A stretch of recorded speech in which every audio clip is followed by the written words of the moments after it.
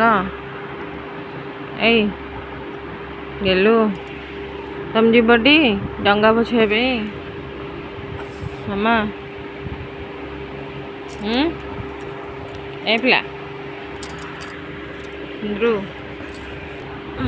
ଏଇ ଧନ ଡଙ୍ଗା ଭସେଇବାକୁ ଯିବଟି ଗୁଡ୍ ମର୍ଣ୍ଣିଂ।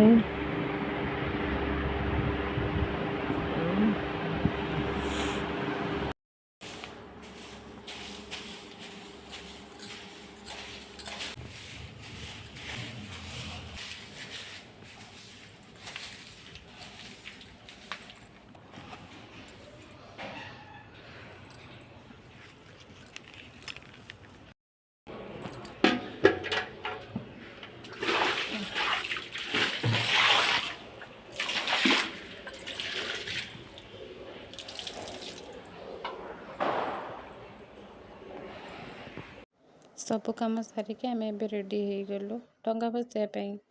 ମୋ ଝିଅର ମୋର ଗୋଟେ କ୍ଲିକ୍, ମୋ ହଜବେଣ୍ଡଙ୍କ ମୋର ଗୋଟେ ସେଲ୍ଫି ଉଠାଇଦେଲୁ। ଚାଲ ଗେଲୁର ଗୋଟେ ଆଣ, ଗୋଟେ ଇଏଟା ଆଣ, ତାର ଗୋଟେ 16 ଟଙ୍କା ଆଣ, ସିଏ କହିଲା ବୋଇତ ନବ 4ଟା ଟଙ୍କା ହେଲା। ଧର ଧର ଟିକେ ଦଉଛି ଏଇଟା କଦଳୀ ଡଙ୍ଗା। ଏଇ ଗୋଟା ତାଙ୍ଗୁରୁ ମଗେଇଥିଲେ ଏଇ ଡଙ୍ଗା ଭସେଇବାକୁ।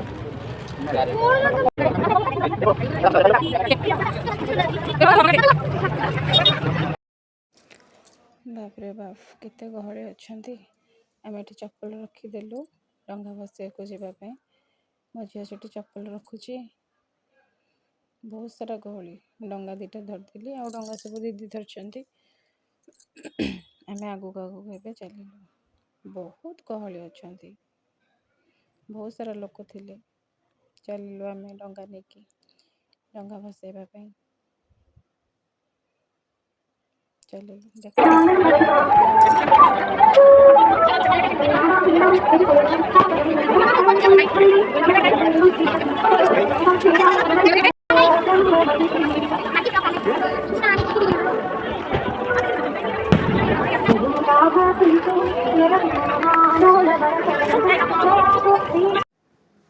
ଏବେ ଆମର ସବୁ ଡଙ୍ଗା ରେଡ଼ି ହେଇଗଲାଣି ଭସେଇବା ପାଇଁ। ସମସ୍ତେ ଆମେ ଏବେ ଭୋଗ ରଖି ଦୀପ ଲଗେଇ ଡଙ୍ଗା ରେଡ଼ି କରିଥିଲୁ। ଦିଦି ଆମର ଚାଲିଲେ ଡଙ୍ଗା ଭସେଇବା ପାଇଁ। ମୋ ହଜବେଣ୍ଡ ଏଠି ବାଣ ଲଗେଇବାରେ ଲାଗିଛନ୍ତି। ମୋ ଝିଅ ଏଠି ଡଙ୍ଗା ଭସେଇଲା। ଦିଦି ଧରି ଦେଇଛନ୍ତି ହାତକୁ, କହୁଛି ମାମା ଡର ଲାଗୁଛି। ତାପରେ ଦିଦି ତାକୁ ନେଇକି ଗଲେ ଡଙ୍ଗା ଭସେଇବା ପାଇଁ। ସେଠି ଡଙ୍ଗା ଭସେଇଲା। ଡଙ୍ଗା ଭସେଇକି ଆମେ ଏଇଟା ଆମର ବିନ୍ଦୁସାଗରରେ ଡଙ୍ଗା ଭସେଇଲୁ। ଲିଙ୍ଗରାଜ ମନ୍ଦିର ପାଖରେ ବିନ୍ଦୁସାଗରରେ ଆମେ ସେଠି ଡଙ୍ଗା ଭସେଇଲୁ ସମସ୍ତେ। ଏଠି ମୋ ହଜବେଣ୍ଡ ବି ଡଙ୍ଗା ଭସଉଛନ୍ତି। ବହୁତ ଗହଳି ଥିଲେ ସେଦିନ, ବହୁତ ସାରା ଲୋକ ହେଇଥିଲେ। ଏବେ ଏଠି ଦିଦିଙ୍କର ମୋର ଟିକେ ସେଲ୍ଫି ନେଇଯାଇଥିଲୁ।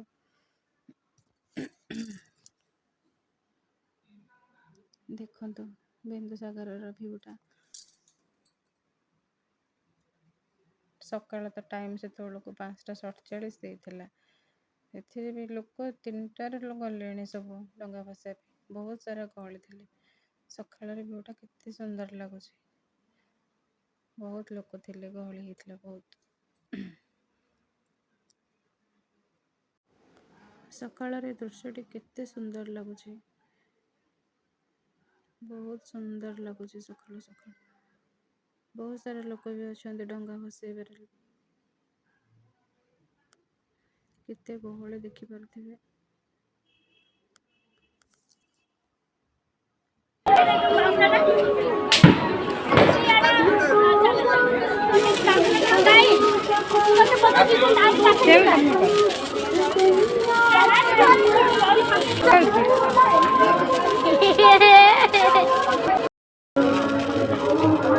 ଏଇଥିରେ ଲଗାଅ, ଏଇଥିରେ ଲଗା ଲାଗିବ।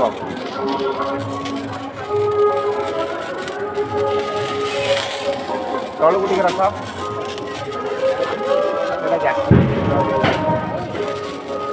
କଣ ମାମା ସ୍ମାଇଲ୍